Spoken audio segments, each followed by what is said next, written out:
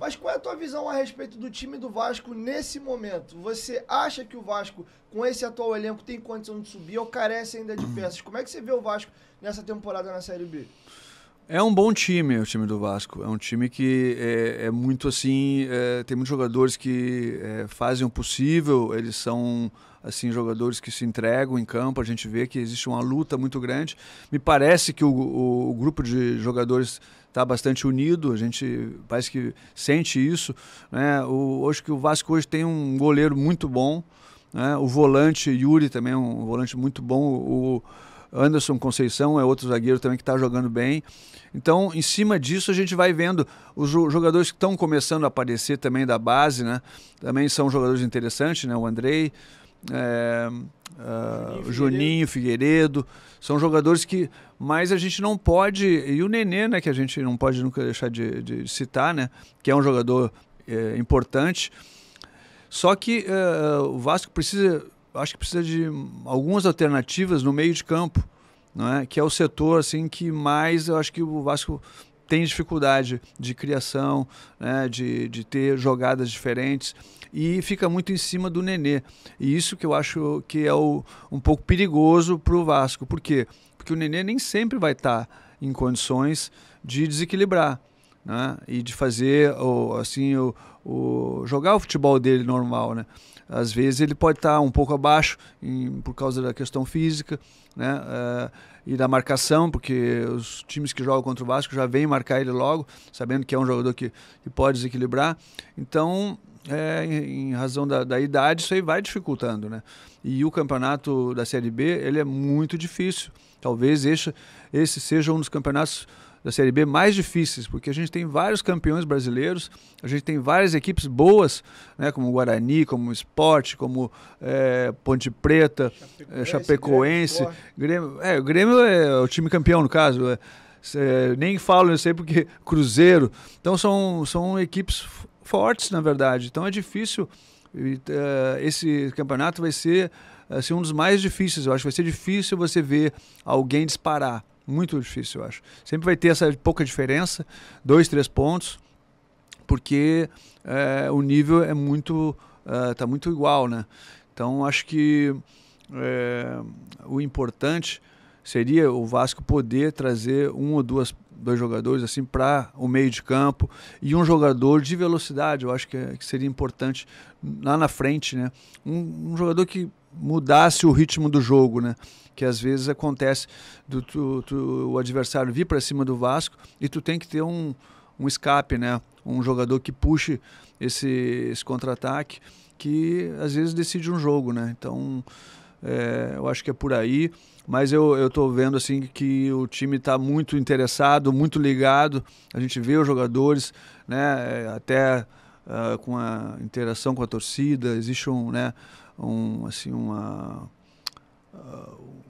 ligação, né? Uma troca, né? Que eu acho que é importante. A torcida está ajudando, está empurrando e os jogadores estão se entregando. A gente vê que não é falta de vontade, né? Sempre a gente vê um time aplicado em campo, o Zé Ricardo fazendo o trabalho dele, é claro.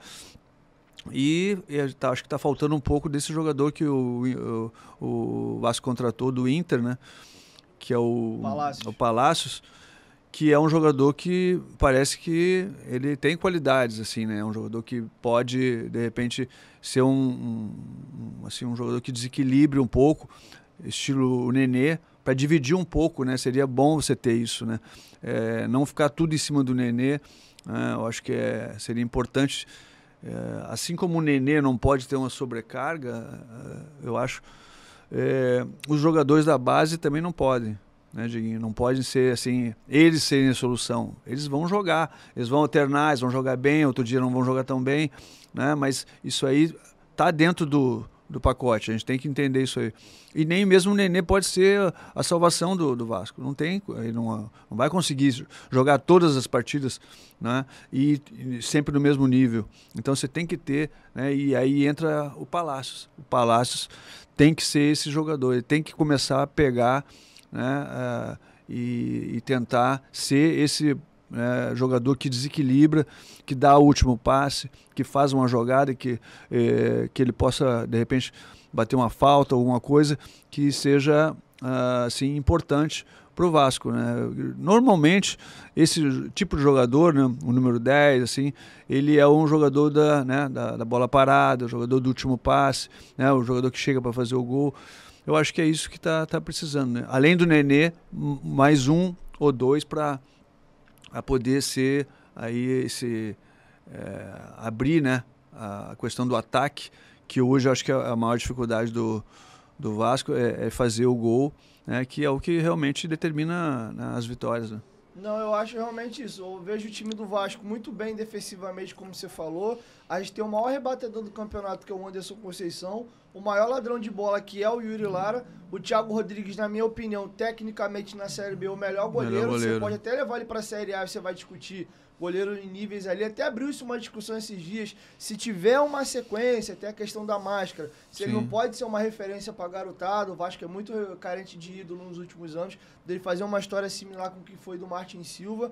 Mas para fechar esse assunto, o que esperar do Vasco na Série B, eu concordo, eu acho que o Palácios pode ser essa peça para dividir, mas na minha opinião, eu queria ouvir a sua, Mauro. O Palácios, ele reclamou de no Inter ter sido utilizado às vezes de 9, aberto, segundo atacante. Ele foi revelado no Chile, considerado a maior promessa do futebol chileno e eleito o segundo melhor jogador da competição e tem 7 convocações para a seleção principal já, como meio armador, como camisa 10. E no Inter ele foi jogando sempre fora de função. E o Zé Ricardo vem muito, não só o Zé Ricardo, os últimos treinadores do Vasco, isso é uma linha até meio no Brasil, uma coisa que me irrita. O mundo parece que entra em modismo, né? Todo mundo joga no 4-3-3.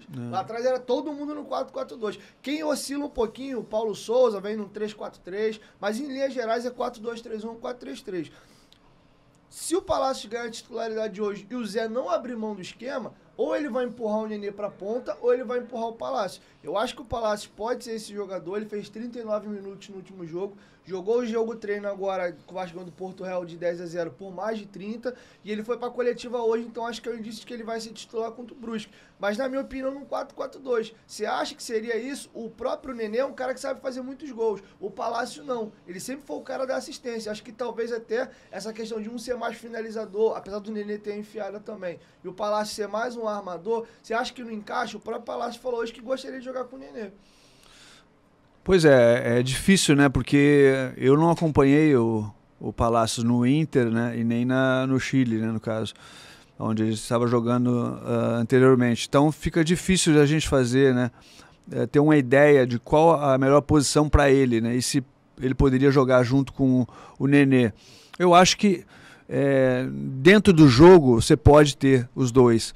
Não sei se de repente sair jogando com os dois seria interessante, né? Porque o Nenê está voltando agora, né? Ele estava fora por questão de cartão e o Palácio está voltando também. Então é o tipo de situação que você tem que tentar de repente colocar no meio do jogo, durante o jogo, você ter essa possibilidade, porque você vai entrar num momento de decisão do jogo. Ou seja, se o time está empatando, você pega e aí você começa a abrir um pouco o time e, nesse caso, colocaria os dois juntos, né, porque realmente aumentaria a chance. Tecnicamente, a equipe iria também ganhar muito, né, e teria a possibilidade de encontrar mais opções de jogo, né? Então, acho que eu vejo dessa forma. É uma coisa que pode até acontecer, mas eu acho que vai ser durante o jogo, né, numa situação que, de repente, ou o Nenê tá jogando e entra o Palácio,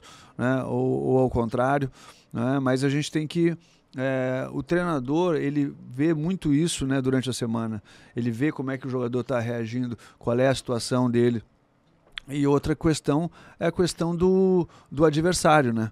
O Vasco vai jogar contra o Brusque agora, né? É um bom time, mas de repente é um time que vai jogar mais fechado, né? Vai jogar mais atrás, vai jogar por aquela situação de 1 ou 2 bolas, tentando um contra-ataque ou uma bola parada. Então o Vasco talvez tenha que fazer alguma coisa diferente. Não sei se vai ser desde o começo, mas eu acho que durante o jogo, com certeza vai ter que acontecer isso, porque são os jogadores que mais assim têm essa qualidade ofensiva, né? E essa possibilidade de fazer esse passe, último passe, enfim, jogadores que batem bem na bola. Então, é o tipo de situação que tem que ver no treino também, né, Dieguinho? Você tem que ver no treino como é que os dois se entendem, qual é a posição que eles se encaixam melhor, não é? Mas é claro que colocar o Nenê para o lado do campo eu acho muito complicado. Também. Porque ele vai ter que correr muito, ele vai ter que fazer ali uma quilometragem que para ele já não é muito interessante. Ele tem que jogar por dentro, não é? O que você pode fazer é ter 2 volantes, não é? Os 2 na frente e um na frente só. E os do lado tem que correr. Eu acho que é possível isso. É um pouquinho assim, vamos dizer assim, muda um pouco a forma de jogar, né? Mas eu acho que tudo é o treinamento. Se no treinamento der certo, né? Mas eu vejo mais hoje que isso possa acontecer durante a partida.